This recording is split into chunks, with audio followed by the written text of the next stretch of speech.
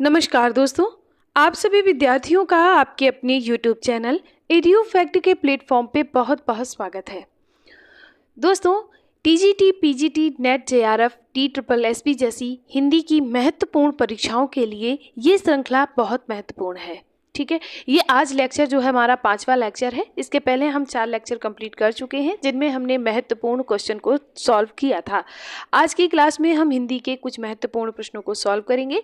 तो आइए साथ मिलकर सभी आज के प्रश्नों को सॉल्व करते हैं और देखते हैं कि किसके कितने क्वेश्चन सही निकलते हैं। आपके जितने क्वेश्चन सही निकले वो आप हमें कमेंट बॉक्स में जरूर बताइएगा। ठीक है, चलो प्रारंभ करते हैं आज की श्रृंखला को और पहले प्रश्न को देखते हैं। दोस्तों, पहले प्रश्न में कहा गया है कि किसने रेणु के उपन्यासों में एक अखंड मानवीय विश्वास की चिंगारी सुलगती देखी है। ठीक है, यानी किसका मानना था कि जो रेणु या रेणु का मतलब हो गया फणीश्वर नाथ रेणु, उनके जो उपन्यास हैं उसमें मानवीय विश्वास की एक चिंगारी है। ठीक है, ये किसने देखा था? तो ये बात है अज्ञे की। ठीक है, अज्ञे का ऐसा मानना था कि फणीश्वर नाथ रेणु जी की जो उपन्यास है उनमें एक अखंड मानवीय विश्वास की चिंगारी है। ठीक है, आगे बढ़ते हैं।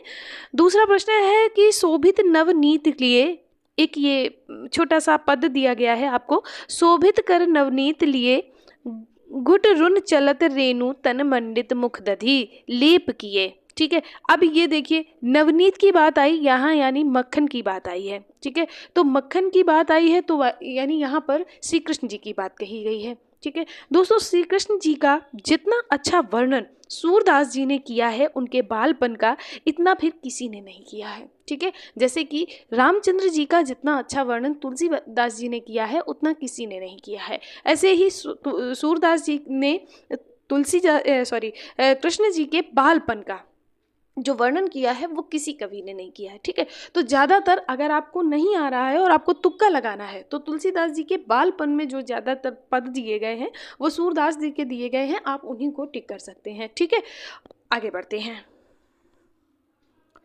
अगला प्रश्न है दोस्तों कि किस उपन्यास में मध्य प्रदेश के गोंड जनजाति के सामाजिक सांस्कृतिक जीवन का अंकन किया गया है। ठीक है, यहाँ पर मध्य प्रदेश की गोंड जनजाति का सामाजिक और उनके सांस्कृतिक जीवन का वर्णन किया गया है। तो ये किस उपन्यास में किया गया है ये आपसे पूछा गया है। ये किया गया है जंगल के फूल में। विकल्प बी यहाँ आपका बिल्कुल सही हो जाएगा, जंगल के फूल। जयशंकर प्रसाद का कौन सा नाटक का आधार विशाख के देवी चंद्रगुप्त के आधार पर लिया गया है? यानी विशाख दत्त का एक नाटक था, कौन सा? देवी चंद्रगुप्त। उसको आधार बनाकर जयशंकर प्रसाद ने कौन सी रचना की थी नाटक में, यानी जयशंकर प्रसाद ने कौन सा नाटक लिखा था, ये आपको बताना है। तो दोस्तों, विशाख दत्त के जो देवी चंद्रगुप्त नाटक है उसको आधार बनाकर इन्होंने ध्रुव स्वामिनी की रचना की थी। ठीक है, ध्रुव स्वामिनी एक नाटक है, याद रखिएगा। और चंद्रगुप्त, स्कंदगुप्त, ये भी जयशंकर प्रसाद जी की ही रचनाएं हैं, इनको भी आप याद रखिएगा। आगे बढ़ते हैं। अगला प्रश्न है कामायनी की पूर्व पीठिका किसे माना जाता है? यानी कामायनी के पूर्व में कौन सी रचना की गई थी ये आपको बताना है। तो दोस्तों, जयशंकर प्रसाद की एक रचना है प्रेम पथिक, जो कामायनी की पूर्व पीठिका मानी जाती है। ठीक है, आंसू और लहर ये दोनों रचनाएं भी जयशंकर प्रसाद जी की ही हैं, ये भी आप याद रखिएगा। आगे बढ़ते हैं। बद्रीनाथ भट्ट ने संस्कृत के बेड़ी संघार नामक नाटक का अनुवाद किस नाम से किया है? ठीक है, एक संस्कृत का बेड़ी संघार नामक नाटक है, उसका अनुवाद किया है किसने किया है? बद्रीनाथ भट्ट ने किया है। अब हिंदी में जो अनुदित रचना है उस रचना का नाम बताना है क्या है। ठीक है, तो वो है आपका कुरुवन दहन। ठीक है दोस्तों, कुरुवन दहन ये एकमात्र इनका ऐसा नाटक है जिन्होंने जिस नाटक ने इनको प्रसिद्धि दिलाई थी। ठीक है, कौन था? कुरुवन दहन। आगे बढ़ते हैं। जो वह देव तो हम भी देव, ये कथन किसका है? ठीक है, तो ये कथन किसने कहा है? नामदेव जी ने कहा है। विकल्प ए यहाँ आपका सही हो जाएगा। शुक्ल जी ने देव के कितने ग्रंथों का, यहाँ पर थोड़ा सा गड़बड़ हो गया है, ग्रंथों का उल्लेख किया है? देव थे जो कि आपने पढ़ा होगा, देव रीतकालीन कवि थे, उनके कितने ग्रंथों का वर्णन किया है किसने? शुक्ल जी ने। तो आपको बताना पड़ेगा कि 23 ग्रंथों का वर्णन शुक्ल जी ने किया है। अगला प्रश्न है अमृत राय। ठीक है, अमृत राय के कौन से नाटक को कई बार मंच पर खेला जाने वाला नाटक कहा गया है? तो अमृत राय जी का एक नाटक था जिसे कई बार मंच पर खेला गया है, वो नाटक था चिंदियों की एक झालर, विकल्प ए सही हो जाएगा। दोस्तों सादगी और कांग्रेस की कड़ी चुनौती, ये दोनों रचनाएं भी अमृत राय जी की ही हैं, तो याद रखिएगा। आगे बढ़ते हैं। किस उपन्यास में मुंबई के भूलेश्वर मोहल्ले में रहने वाले मध्यम वर्गीय जनों का चित्रण किया गया है? ठीक है, तो मुंबई के भूलेश्वर मोहल्ले में जो मध्यम वर्गीय जन रहते हैं उनका चित्रण किया गया है, लेकिन किस उपन्यास में किया गया है ये आपको बताना है। तो दोस्तों ये आपका उपन्यास है कबूतर खाना। ठीक है, कबूतर खाना में इसका वर्णन किया गया है। यहाँ आप कंफ्यूज हो सकते हैं बोरीवली से बोरीबंदर। क्यों कंफ्यूज हो सकते हैं? क्योंकि ये आपसे को मुंबई का नाम है, मतलब बोरीवली जो है वो मुंबई में एक जगह है, उस नाम से आप कंफ्यूज हो सकते हैं, लेकिन याद रखिए कबूतर खाना है। आगे बढ़ते हैं। कविता हमारे परिपूर्ण क्षणों की वाणी है, ये एक कथन है। ये कथन किसका है? तो ये कथन है सुमित्रा नंदन पंत जी का। क्या है? कविता हमारे परिपूर्ण क्षणों की वाणी है। अगला प्रश्न क्या है? कबीर को केंद्र में रखकर लिखा गया नाटक कौन सा है? ठीक है, इसमें यानी कबीर दास जी को केंद्र में रखा गया है। ठीक है, तो ये लिखा गया है एक तारे की आंख। ठीक है, अब आपको ये बताना है कि ये जो नाटक है वो किसका है, तो ये भी आप लिख लीजिए, ये मणि मधुकर जी का है। ठीक है, कभी कभी राइटर भी पूछ लेते हैं, तो ये है मणि मधुकर जी। आगे बढ़ते हैं। अयोध्या सिंह उपाध्याय द्वारा रचित ब्रजांगना विलाप, ये एक ब्रजांगना विलाप ये क्या है? ये एक काव्य है। ठीक है, तो ये काव्य का दूसरा नाम क्या है ये आपको बताना है। तो ये ब्रजांगना विलाप जो है ये प्रिय प्रवास है, विकल्प बी सही हो जाएगा। चोखे चौबते भी अयोध्या सिंह उपाध्याय जी का ही एक काव्य संग्रह है, और प्रिय प्रवास ये तो महाकाव्य में भी आता है। तो इसका फिर बाद में नाम बदल कर, पहले ये ब्रजांगना विलाप था, बाद में इसे प्रिय प्रवास कर दिया गया।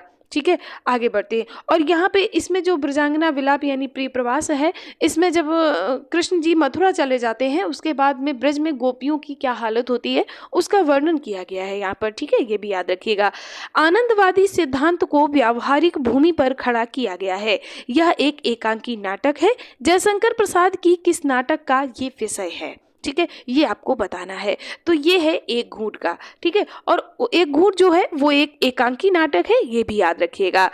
सगुन अलंकारन सहित दोष रहित जो होई, शब्द अर्थ वारो कवित विबुध का है सब कोई। ठीक है, ये पंक्ति बतानी है आपको कि ये पंक्ति किसकी है। ठीक है, ये पंक्ति किसकी है? तो ये पंक्ति है उनकी जिन्हें आचार्य रामचंद्र शुक्ल जी ने हिंदी का प्रथम कवि स्वीकार किया था।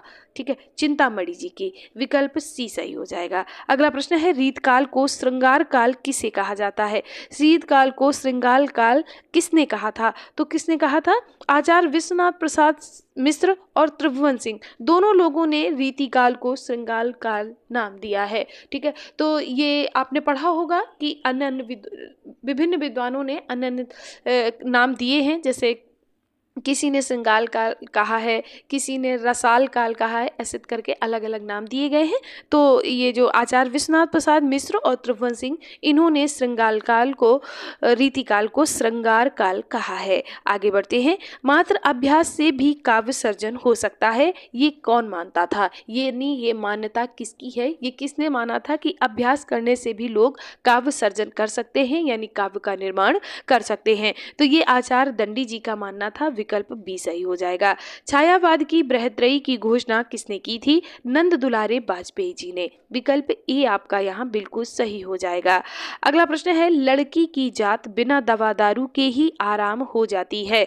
ठीक है, ये कथन जो है ये किस उपन्यास से लिया गया है? तो लड़की की जात जो है वो बिना दवा दारू के सही हो जाती है, ठीक हो जाती है, ये कहा गया है मैला आंचल में। ठीक है, और मैला आंचल किसकी है? तो ये फणीश्वर नाथ रेणु की है। दोस्तों परती परिकथा, यहाँ पर है परती परी कथा।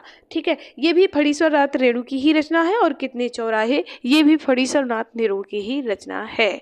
आगे बढ़ते हैं। हरिजन के उत्पीड़न की कथा पर आधारित उपन्यास, हरिजनों की उत्पीड़न की कथा पर आधारित जो उपन्यास है वो है धरती धन्ना अपना। ठीक है, और मुट्ठी भर कांकर, ये भी किसकी रचना है? जगदीश चंद्र जी की रचना है, और धरती धन्ना अपना, ये दोनों ही रचनाएं किसकी हैं? जगदीश चंद्र जी की हैं, ये भी लिख लीजिएगा।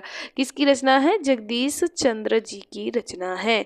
ठीक है, तो दोस्तों ये आपको श्रृंखला कैसी लगी ये आप हमें कमेंट करके ज़रूर बताइए। वीडियो पसंद आए तो प्लीज़ इसे लाइक करें, दोस्तों के साथ शेयर करें और चैनल को सब्सक्राइब ज़रूर कर लें। आप सभी विद्यार्थियों का एक बार दिल से बहुत बहुत धन्यवाद।